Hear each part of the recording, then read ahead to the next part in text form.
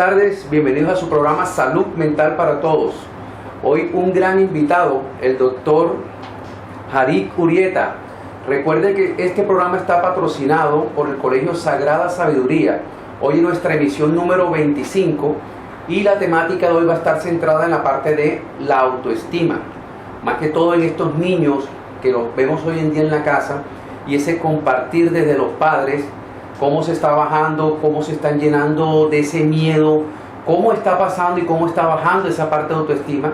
El tema de hoy está relacionado porque muchos padres nos han escrito que pues hemos hablado de la parte de la depresión, hemos hablado de la ansiedad, hemos hablado de muchos temas importantísimos, pero no hemos tocado este punto en la parte de autoestima en esos niños con esto que se está viviendo en el día de hoy.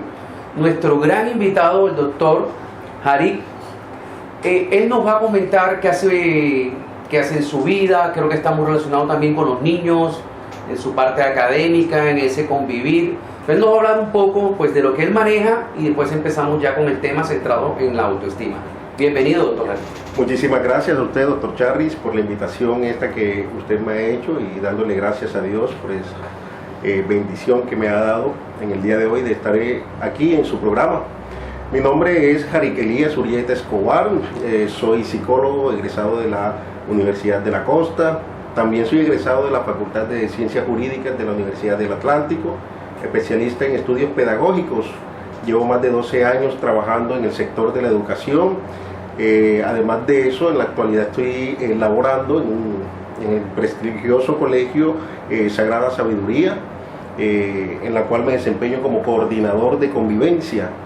Además de trabajar en otras instituciones, tanto públicas como privadas, en los diversos niveles, en los niveles de básica, media y en la educación superior también. Para mí es un tema muy importante, el cual vamos a desarrollar en la tarde de hoy, en la que se va a hablar de la autoestima. Mucho se ha hablado de este concepto, ¿verdad? Y si vamos a hacer una revisión bibliográfica, hay mucho material en el cual nos pueden dar una idea de lo que es en sí la autoestima, pero es importante también traer a colación algunos aspectos y algunos elementos que se dan en la realidad y que es necesario que podamos abordarlo de una forma precisa, de una forma pertinente. Bueno, ahí ya entrando en el tema, hay muchos padres que nos dicen que mi hijo tiene una autoestima pobre, tiene una autoestima baja, me gustaría que sea ese líder, que esa autoestima. Vamos a definir primero qué es la autoestima. Ok. Es precisamente el concepto de autoestima el cual se ha estigmatizado también, se han hecho unos abordajes popularmente que han ido en contra también de la formación integral de todos los seres humanos. Es importante, para mí, en términos personales, es importante aclarar que no estoy de acuerdo con expresar o abordar el tema teniendo en cuenta que no existe una autoestima baja o una autoestima alta, sino que por el contrario se puede hablar de el concepto de autoestima positiva y autoestima negativa. En ese sentido, si abordamos este concepto de autoestima positiva o negativa, se nos va a hacer mucho más fácil a nosotros los profesionales de la salud poder abordar estos temas con respecto a los niños, a los adolescentes. Y precisamente con los niños y el adolescente, porque tenemos en cuenta que aún no se ha estructurado la personalidad propiamente dicha y que es una etapa precisa en la cual se debe abordar esta problemática para poder ayudar a estos niños a que puedan ser niños sanos mentalmente, sanos emocionalmente. Es así entonces en ese sentido que podemos entender la autoestima como la capacidad que tiene la persona de percibirse a sí misma, de tener un autoconcepto, una creencia sobre sí, de lo que es, cómo se siente, cómo se encuentra ubicado en este mundo que lo rodea y demás, cómo es percibido, ¿sí? Cómo interpreta él que es percibido por los demás.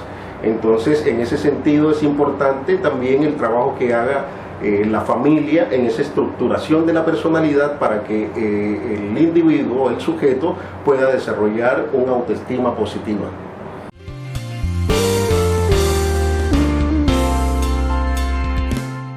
Excelente. Entonces, queridos padres, A partir de hoy, autoestima baja, autoestima alta, cero. Por ahí no vamos a expresarlo de esa manera.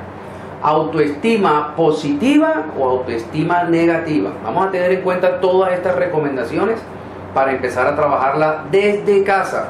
Porque recuerde que también por ahí me han mandado cartas, me escriben en el WhatsApp. Es que en el colegio no hacen nada por trabajar esa parte de la autoestima. Es que él toma la autoestima de sus amigos cuando está en la calle o en el parque. No. Recuerden, y siempre lo he dicho, hay que empezarlo a trabajar desde casa.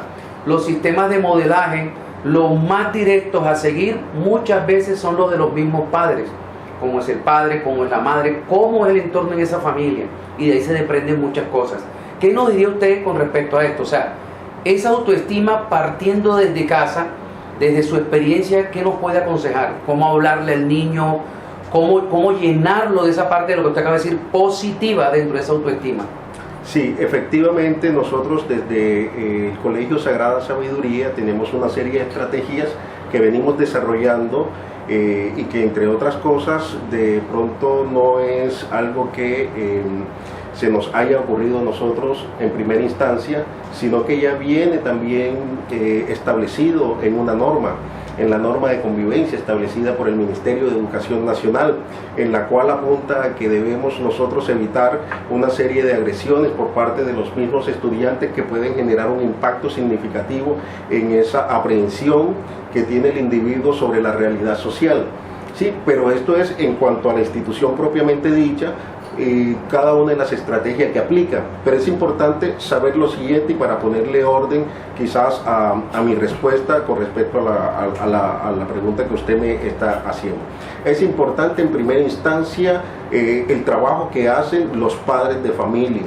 Recuerden que recae sobre la institución educativa una responsabilidad sobre sus hijos y es el desarrollo integral, el suministro de toda esa información para que se dé el avance y la evolución en la parte cognitiva de los estudiantes, pero que aún así la Constitución establece que hay una triada en la responsabilidad de la formación de nuestros hijos o de sus hijos, y es primeramente el padre de familia, segundo está el Estado, las instituciones y demás, ¿verdad? Incluyéndolas allí el colegio. Dentro del colegio la responsabilidad recae en primera instancia en los profesores, en los administrativos y demás trabajadores de estas instituciones, pero también recae sobre el mismo estudiante. Entonces, teniendo en cuenta esa triada que hay entre el Estado, la institución, la familia y el estudiante propiamente dicho, es donde nosotros hacemos el abordaje para poder hacer las intervenciones específicas. Traigo a colación algo que también toca Berger y Luckmann. Ellos hablan acerca del desarrollo de la realidad social y cómo el individuo viene y aprehende toda esa realidad y la va interiorizando y la va haciendo suya. Se dice que ellos ven en primera instancia como el único mundo existente a sus padres. El único mundo existente para ellos son sus padres. Es en el momento en el cual es necesario que los padres comiencen a suministrar todo lo que tiene que ver con los valores, todo lo que tiene que ver con la moral y demás, para que sus hijos vayan entendiendo y conociendo de que ellos hacen parte también de un sistema completo que tiene su inicio en el núcleo familiar. En ese sentido, Berger y Luckmann habla acerca del proceso de socialización primaria. Es decir, que es el momento adecuado para que los padres aprovechen y le den lo necesario afectiva y emocionalmente a sus hijos. Hay una construcción de la realidad, recuerden que eso es lo que hablan Berger y Luckmann. Hay una construcción de esa realidad, la forma como va a percibir el mundo el individuo, pero al mismo tiempo cómo se interpreta él también inmerso en ese mundo. Entonces es allí donde comienza a estructurarse todo eso que se llama el autoconcepto, el autoimagen, de tal manera que el estudiante comienza, el individuo comienza a percibirse como una persona que tiene valores y que es amado, que es querido y que puede también desarrollarse en relación a otras instituciones. Por ejemplo, las demás instituciones que son, porque va dándose cuenta que existen otros mundos, ya no solamente es el mundo de su familia, de su mamá, papá, hermanitos, sino que existe la comunidad, que existe, por ejemplo, otras instituciones como la iglesia, la escuela, y es allí donde también va cobrando importancia las funciones de la escuela. Pero en primera instancia, quien tiene la responsabilidad de poder fortalecer todos los elementos para poder generar una autoestima positiva en los niños y en los sujetos, son los padres de familia. ¿Y se hace a través de qué? A través de reforzadores. Los reforzadores positivos se puede hacer a través de palabras, ¿verdad? De que el niño siente y escuche siempre a sus padres, la forma como manejan las diversas situaciones que se pueden presentar al interior de la familia. Hay algo importante también que trabajaron algunos científicos de la psicología, que es el handing y el holding, que es muy importante también cuando los niños están de brazos, sentir una caricia de la madre, ¿verdad? Que son vistos, ¿verdad? Que tienen un contacto visual directo con ese niño que está allí. Muchas veces los padres piensan que ellos no están entendiendo ni saben qué es lo que le dice, pero por el contrario, ya ellos tienen esa capacidad de poder ir interiorizando todo eso. Hay un proceso de socialización secundaria que habla también Berger y Luhmann, ya es cuando se llega a la etapa de la adolescencia, y la etapa de la adolescencia es un periodo crítico. Tanto es así que hay una autora que escribe un texto que se llama El síndrome normal de la adolescencia. Entonces, al hacer uno un análisis incluso del título, nada más se da cuenta enseguida de que parece que fuera como contradictorio, porque habla de síndrome y habla también del concepto de normalidad al mismo tiempo. Pero no es más que de pronto todos aquellos elementos que comienzan a presentar, conductas y demás que presentan los adolescentes, pueden ser percibidos como algo normal, pero que en un momento determinado hace parte del proceso evolutivo en el cual se encuentra. Así que es importante tener en cuenta que el abordaje que hay con los niños, según la edad que ellos tengan, ¿verdad? Así también hay que hacer estos reforzadores para que vaya aumentando esa autoestima positiva.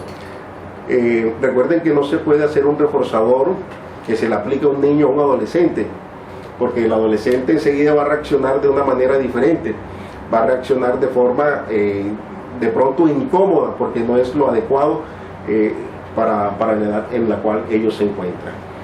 Las relaciones que deben tener los padres de familia con sus hijos, independientemente de la edad, es una relación cercana, de comunicación, de constante conversación, independientemente de la edad que tenga.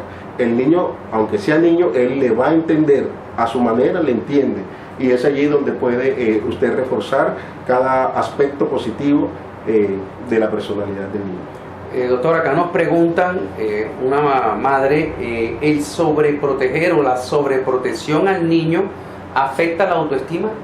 Exacto, sí. El problema de la sobreprotección es que no se le da libertad al individuo o al niño en este caso de que él pueda generar un desarrollo a nivel social de interrelación con los demás compañeritos, con sus pares, y que el niño tiene que aprender también a solucionar problemas específicos de la edad. Entonces, cuando hay sobreprotección es que el padre siempre tiene un miedo intenso a que le suceda algo a su hijo en el diario vivir. Y quizás eso puede ser normal hasta cierto punto, porque hay que darle la libertad a los niños, que ellos puedan descubrir su mundo, que puedan indagar, que puedan explorar, que puedan aprender incluso la tolerancia a la frustración, porque muchas veces los padres no quieren que ellos experimenten tal sentimiento de frustración, y es necesario que los niños aprendan a que no todas las cosas pueden salir como ellos desean, de que es importante intentar, si no se pudo la primera vez, intentar la segunda y perseverar, y ellos van estructurando también su personalidad con base a esas experiencias previas que ha tenido sin la sobreprotección. Pero el concepto de sobreprotección hay que tenerlo mucho cuidado, porque hay padres que de pronto pueden malinterpretarlos y vamos a dejar que nuestros hijos hagan lo que ellos deseen y no estamos al cuidado de ellos. No. Entonces debe existir, sí, un equilibrio. A nuestros hijos hay que protegerlos, hay que brindarles la protección que ellos necesitan. Lo que no podemos es irnos a los extremos, ni ser tan de pronto tan radical en el cuidado de ellos, pero tampoco dejándole el cuidado a otros. Nosotros tenemos que hacer la labor que nos corresponde. Perdón. Esa parte, cuando los padres empiezan y comunican con los niños pequeños, tú eres un campeón, tú eres un triunfador, y lo repiten y lo repiten y lo repiten. ¿Qué pasa con esos niños cuando el papá es el que lo dice, pero cuando salen a la calle y dicen, wow, o sea, tengo un mundo desconocido, porque para mi papá soy un campeón y un triunfador, pero en la calle no me tratan de la misma forma? ¿Qué se les recomienda a esos padres? Porque muchos dicen que yo trato y le comunico a mi hijo que él es un triunfador, que él nació para ganar, que él es un campeón, pero cuando veo que llega de la calle, lo veo pues con la carita cabizbaja, lo veo todo desmotivado, en la calle como que le dicen que eso es mentira. Entonces, ¿cómo confrontar eso que me dicen en la casa con lo que la realidad me atropellan de pronto en la calle? ¿Cómo hago para que esa autoestima no me la afecte en el niño? Exacto. Siempre vamos nosotros a estar expuestos a que personas intenten lesionar el autoestima que nosotros tengamos. De ahí la importancia que tengamos un autoconocimiento, ¿sí? Nos conozcamos. Por eso el concepto de autoestima se relaciona con la autoimagen, con el autoconcepto que tengamos. De todas maneras, eso se va construyendo y no es de la noche a la mañana. Eso es todo un proceso. Y vuelvo y me remito a Berger y Luhmann con la construcción social de la realidad. Recuerden que la construcción social de la realidad la va construyendo es el individuo, no el adulto, no el padre, es el individuo que la va construyendo. El padre que emite reforzadores de elogios y demás, eso es importante, pero todo tiene un límite porque los excesos perjudican. Y el padre puede sí precisamente elogiar a sus hijos, pero hay que elogiar cuando realmente el hijo ha emitido una conducta o un comportamiento adecuado y que se requiera aumentar esa conducta adecuada que ha emitido el niño. Es allí donde se evalúa, pero si él de pronto no emite una conducta o un comportamiento digno de elogiar, es mejor no hacer el elogio en ese aspecto, en este caso, para que él pueda darse cuenta que cuando emite una conducta específica es allí donde está ese reforzador que le dan. Ahora, nosotros a nuestros hijos podemos elogiarlo y podemos decirle que él es un campeón y efectivamente no está mal hacerlo, pero ¿qué pasa cuando él tiene una confrontación con la realidad, por decirlo así? Porque ahí el proceso de socialización primaria y el secundaria. La secundaria es cuando ya descubre que hay otros mundos, que hay otras personas, ¿verdad? Hay otros mundos que pueden emitir algunos juicios en contra de él que distan de aquello que le comentaban sus padres. Es allí donde comienza el muchacho, o se le debe brindar la orientación al muchacho de qué cosas puede escoger de lo que le dicen y qué cosas no. Y es importante desarrollar el concepto de inteligencia emocional. Hay que desarrollarle también en los hijos el concepto de inteligencia emocional. Y la inteligencia emocional, dice Daniel Goleman, no es más que la capacidad que tengo yo de reconocerme a mí mismo, mis propios sentimientos, ¿verdad? Pero también reconocer al otro y reconocer también los sentimientos tratar de conocer los sentimientos de las demás personas, y con base a eso entonces yo actúo, ¿sí? Y estamos hablando de actitudes. Cuando decimos actúo, hablamos de actitudes con C. Recordemos que las actitudes están determinadas por 3 elementos: un elemento cognitivo, un elemento emocional, sentimental, y la conducta propiamente dicha. La conducta ya es el resultado de lo que pasó primero por nuestra mente, lo que pensamos, lo que nos dijeron. Si aquello que me dijeron es negativo, ¿cómo proceso yo esa información? ¿Cómo me siento? ¿Cómo voy a sentirme? Y entonces, en última, ¿cómo voy a actuar? Precisamente esa es la diferencia que hay de aquel sujeto o aquel niño o adolescente que se le ha reforzado todo este aspecto y se le ha hecho un ejercicio para que pueda él mantener una sana autoestima y positiva, y pueda desarrollarse, desempeñarse y convivir en relación a los demás. Recuerda, a los hijos no hay que decirle todo el mundo te va a tratar como yo, porque es que todo el mundo no le va a tratar como uno trata a sus hijos.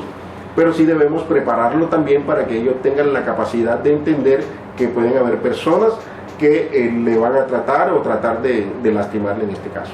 Bueno, recuerden que estamos con el apoyo del Colegio de la Sagrada Sabiduría y vamos en 3 minuticos a empezar la segunda parte. Pues ya vamos a empezar a responder algunas preguntas que tenemos ahí en pantalla. Gracias por estar con nosotros. Recuerde su programa Salud Mental para Todos.